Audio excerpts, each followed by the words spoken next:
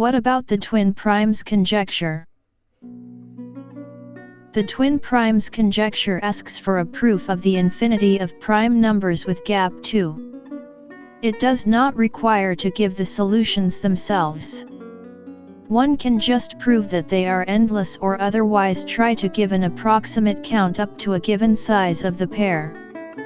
We will expose a method enabling to comply to the second more broader objective.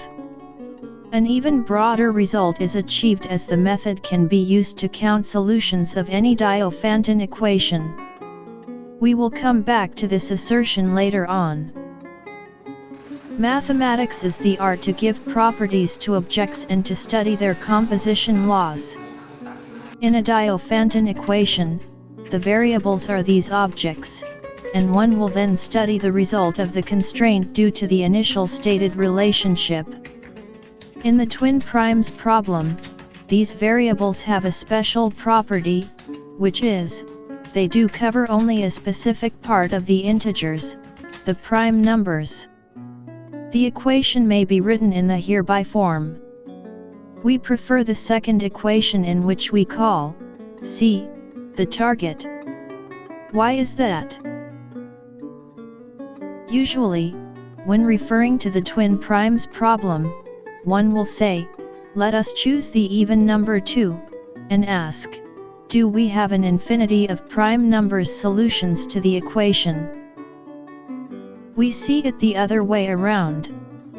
Let us take rather two variables p1 and p2, taking values in the set of prime numbers. What do we get when subtracting them? Acting this way, in order to go further, we will have to construct alternative objects enabling to integrate, in a compact way, a useful and sufficient property of the whole prime numbers set. What we try to say is, that, in order to solve the first equation, we need to know what is, in some usable way, a variable of prime numbers, p.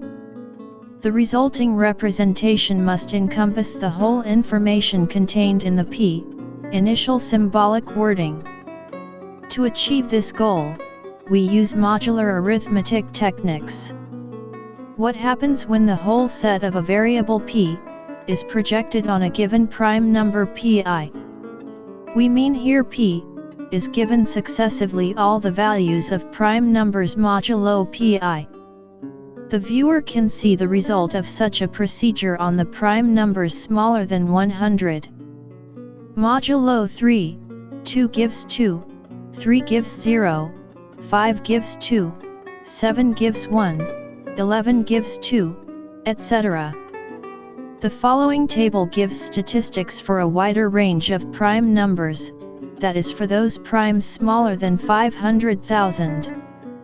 One can observe that projection on pi gives only one value 0, and same approximate percentages for the other values, 1 to pi minus 1. This is the well-known Dirichlet's theorem on arithmetic progressions.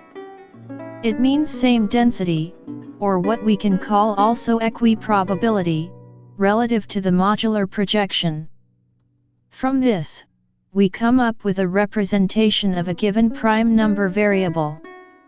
The normalization is needed later on, and its purpose is to get an average value 1, over the whole range of values.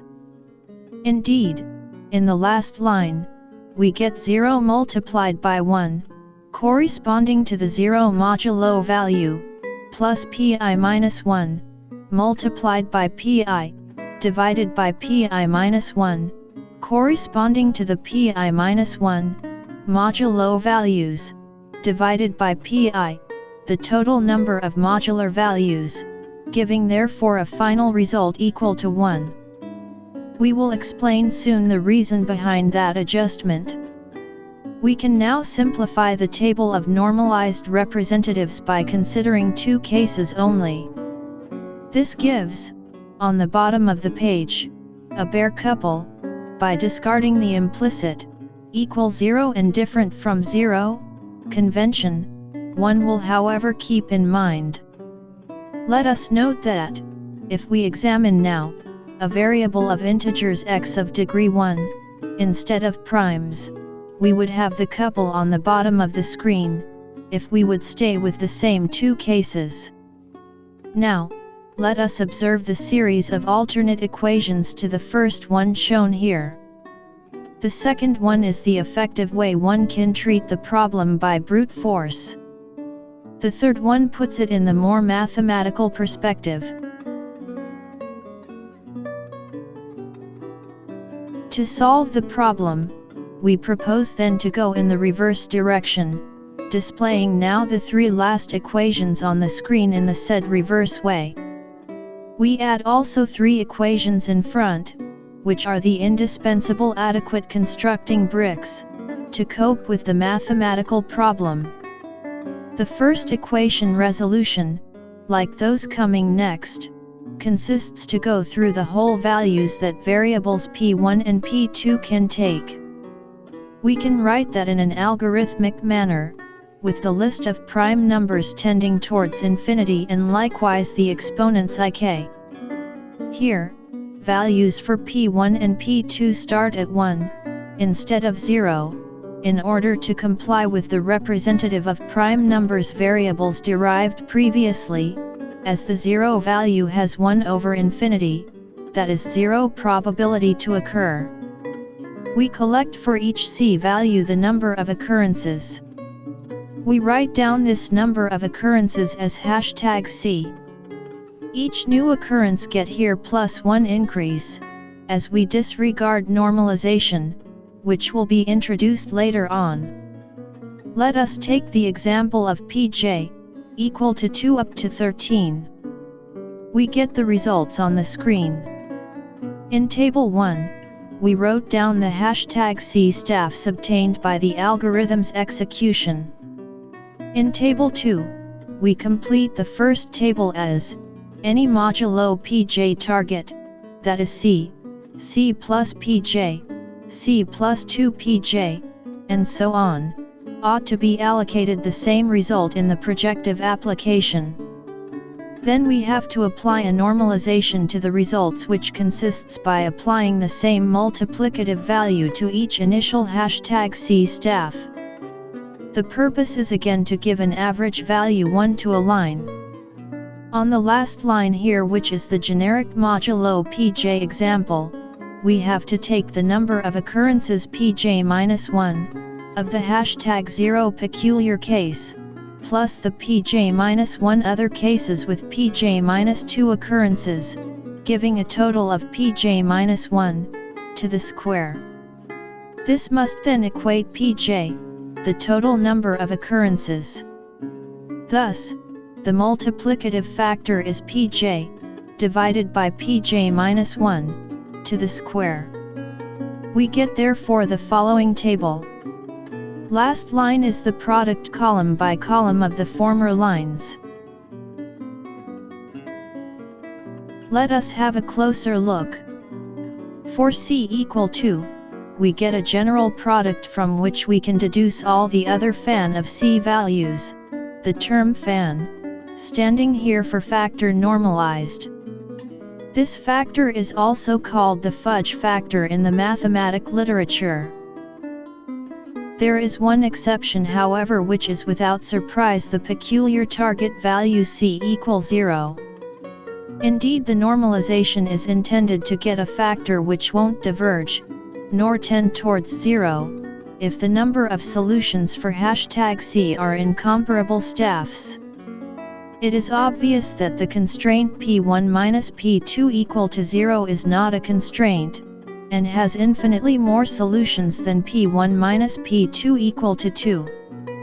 There is therefore no surprise that the product of ratios pj over pj-1, for #0, is a divergent expression. This said, if we run the algorithm written underneath the table, we would get after normalization, exactly the same results as given in the previously commented table. In this algorithm, we skip, using goto, next, conditions expedients, the #c addition line each time the p1, or p2, values are a multiple of pk, in order again to be in line with the Dirichlet's theorem. When the I2, I3, Ik exponents increase, one can verify that proportions between the different #c values do not change after reaching some value ceilings. We call this values the degrees of stability. In the present case, the degree of stability is 1 for any pk choice. Therefore the degree of stability of the initial equation as a whole is 1. This is a very important notion to take into account for more complex examples. Now that we know the relative proportion between the numbers of solutions of C equals P1 minus P2, when C varies, it is quite easy to determine the progression of the numbers of solutions of the equation for given C, P1 and P2 varying.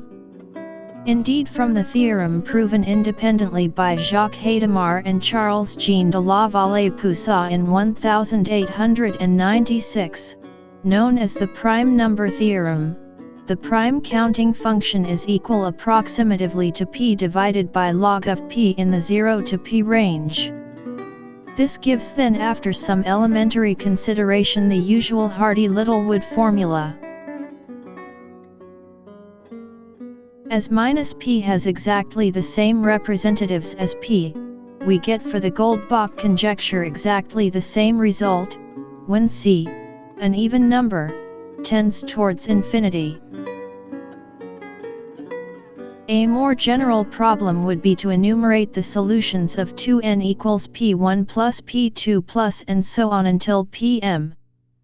This is a totally manageable task providing we ameliorate our enumeration strategy. Let us suppose that each addition of a new variable pk corresponds to a matrix multiplication in order to get the new ratio between #C staffs. We have seen that we get the fudge factor of C by multiplying normalized modulo pj results column by column. Let us suppose that the adequate matrix for a variable of integers x of degree 1 is the first on the screen, and that we can deduce the corresponding matrix for a variable of prime numbers of degree 1, simply by subtracting the identity matrix. Decomposition of the matrix using eigenvalues and vectors follows. This allows easy enumeration for counting C equals 0 and C different from 0 relative fudge factors ratios after normalization. We get effectively the awaited Pj1 divided by Pj2 ratio for m equals 2 variables. One then can check that the other ratios results correspond to 3, 4, and so on, loops in algorithmic modular calculations, and that will then provide effective ratios when solving the initial equation by direct brute force. The procedure, based on matrices, that we exposed here is not limited to the twin primes problem. It can be used for any Diophantine equation. Of course, the size of matrices increase with the degree of the proposed equation, and more precisely with the degree of stability of this equations. When only monomials are involved, the degree is finite. With polynomial the degree gets infinite, which doesn't mean that the problem is impossible to resolve, but the asymptotic tendencies have to be addressed through careful eigenvalues and eigenvectors evaluations, when literal formulas are researched. Formulas can get quite complex as the degrees of the expression gets higher, even with monomials. The viewer will find an example with the Ewan-Eck-Friedlander equation in another YouTube video on this channel. The viewer will also find a lot more on the subject at either of the following links. We wish you a pleasant reading. What about some comments underneath after that?